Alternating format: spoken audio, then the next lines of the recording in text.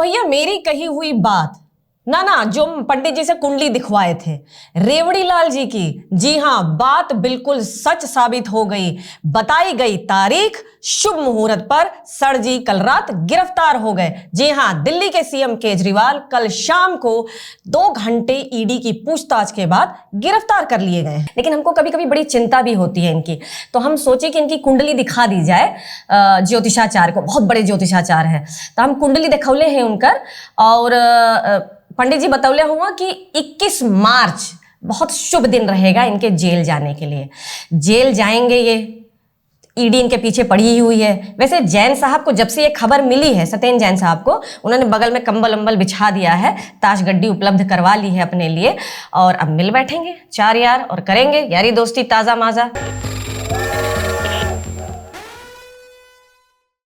नमस्कार, सत श्री अकाल, सलाम। हमारे भारत के सभी छोट बड़ भैया बहनी बच्चा बुतरू दोस्त मुहिम सबकर खूब खूब स्वागत, वंदन, अभिनंदन। जे जागरूक रहे के हो तो जुड़ल रहे। योर सतू चाची वेलकम्स यू टू चर्चा घिसी पिटी। जिसका मुझे था इंतजार, जिसके लिए दिल था बेकरार, वो घड़ी आ गई हाँ। तो भैया ईडी के सम्मनों को धता बताकर हर बार अपने ये जो ड्यूटी पुत्र हैं, ये कोई ना कोई बहाना, कोई ना कोई काम ये बता देते थे, जबकि असल में इनको डर लगता था गिरफ्तार होने से। जी हाँ भाइयों, युगों युगों में ऐसे महापुरुष जन्म लेते हैं। मैं आपको बता दूं, जो अभी तक इतने एटीट्यूड में था बंदा कि तुम भेजते रहो सम्मन, हमको घंटा फर्क नहीं पड़ता। अरे गिरफ्तारी के बाद वाली तस्वीर आपने देखी होती उसकी, मतलब ऐसा प्रतीत हो रहा था कि जैसे दरवाजे के पीछे छुप के कांप रहा था और पुलिस उसको दबोच के ले आई। समझ रहे हैं आप? इसको कहते हैं डर। मीन भाई जो तिहाड़ के जेलर साहब हैं, उनका गाना सुनिएगा। हमरी अटरिया पे आजा रे केजरिया, देखा देखी तनिक हो जाए रे, आओ कंजर तुम हमरे द्वारे, सारा ड्रामा खत्म हो जाए रे, हमरी अटरिया पे। वो सबके बता दें कि दिल्ली के सीएम अरविंद केजरीवाल ने मंगलवार को कथित शराब घोटाले में उन्हें ईडी द्वारा जो सम्मन जारी किया जा रहा था उसको चुनौती देते हुए उन्होंने हाईकोर्ट का रुख किया। इस दौरान उनसे कोर्ट ने भी पूछ लिया कि भाई आप पेश हो जाइए ना, पेशी पर आएंगे तब तो आपको पता चलेगा कि ईडी चाहती क्या है आपसे। हर बार कोई बहाना। इस पर रेवड़ीवाल के जो वकील हैं अभिषेक मनु सिंघवी, उन्होंने उनकी सुरक्षा की भी मांग कर डाली कि अगर आप उन्हें सुरक्षा देते हैं तो ही वो यहां पर हाजिर होंगे। अच्छा एक बात बताओ खोखीवाल, तुम इतने गहरे, इतने कट्टर, इतने प्रचंड, इतने अखंड दुर्दांत टाइप्स ईमानदार, तो इतना महंगा वकील तुम लाए कहां से है? ये पर्चा भी तुम दिल्ली वालों पर फाड़ोगे? हम तो भैया रोज सुबह उठ के तुम्हारी ईमानदारी की कसम खाते हैं। हमें पूरा यकीन है तुम्हारे ऊपर, लेकिन जनता तो सवाल पूछेगी। हम तो मानते हैं कि जनता नादान है जो तुमसे सवाल पूछ रही है। अब लेकिन उसका तो काम है ना सवाल पूछना, सवाल पूछे भी क्यों ना। तुम्हारे पॉलिटिकल कैरियर की जो शुरुआत हुई थी उसमें मतलब तुमने पूरे सिस्टम का, ऐसा लग रहा था कि पूरे सिस्टम का विष तुम पी लोगे, ऐसे तैयार बैठे थे। मतलब क्या ही उड़ान थी वो, ऐसा लग रहा था भारत फिर से सोने की चिड़िया बन जाएगा। लेकिन भाई तुम तो खुद ही गिद्ध निकले हैं। नाम रखे हो पार्टी का आम आदमी पार्टी, और आत्ममुग्धता में मरे जा रहे हो। साफ झलकता है कि तुमने दिल्ली की जनता को आम बना दिया और स्वयं बन बैठे हो दिल्ली का दरबार खास। आम आदमी क्या होता है मालूम है? एक सम्मन उसको चला जाए तो हिलता कांपता वो पहुंच जाता है, नौकरी के डर से, इज्जत के डर से, समाज के डर से।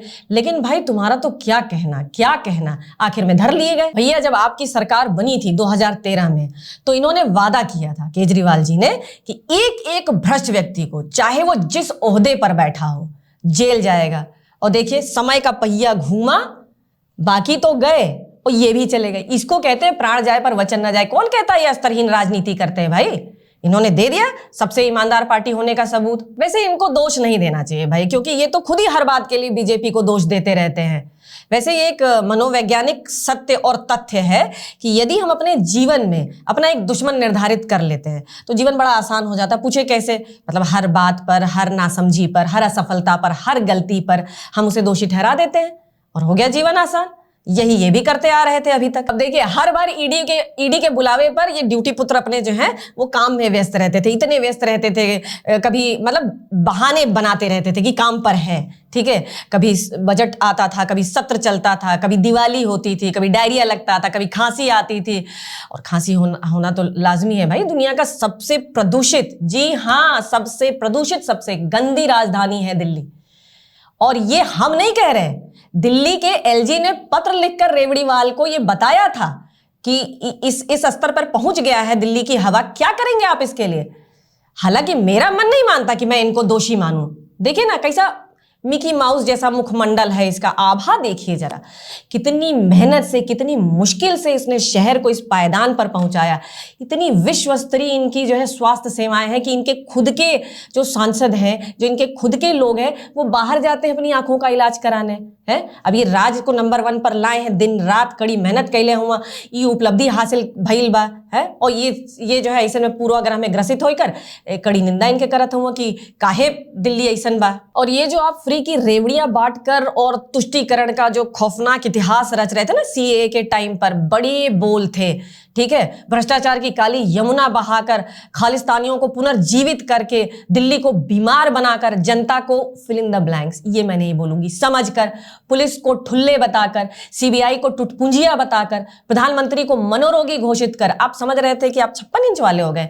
भैया, तुमको हम इतना बता दें कि तुम कोई राजमाता के लल्ला नहीं हो कि तुम्हारी लेहन साफ करने के लिए तो चमचों की पूरी टोली आएगी, है ना। तुमसे ऐसे निपट लिया जाएगा, कचरा समेटने के लिए उसी गाड़ी में भर के जाओगे और चले ही गए। देखो, और आम आदमी पार्टी का नाम रख लेने से क्या हो जाता है, खाली जनता आम रह गई, तुम बहुत खास हो। हमको लग रहा है जो 2 घंटा ईडी इनसे पूछताछ की है ना, ये उनको कन्विंस करने की कोशिश कर रहे थे कि अभी हमारा रोजा चल रहा है, अभी हमको न ले जाओ। लेकिन ईडी मानी नहीं, इस बार इनको लेकर ही गई। बाकी सब कुशल मंगल बा। सत्तू चाची के बत कही सुने बदे रहुआ सबके खूब खूब आभार। जय राम जी की, जय हिंद की, जय अखंड भारत की। अखंड भारत भूलेंगे नहीं।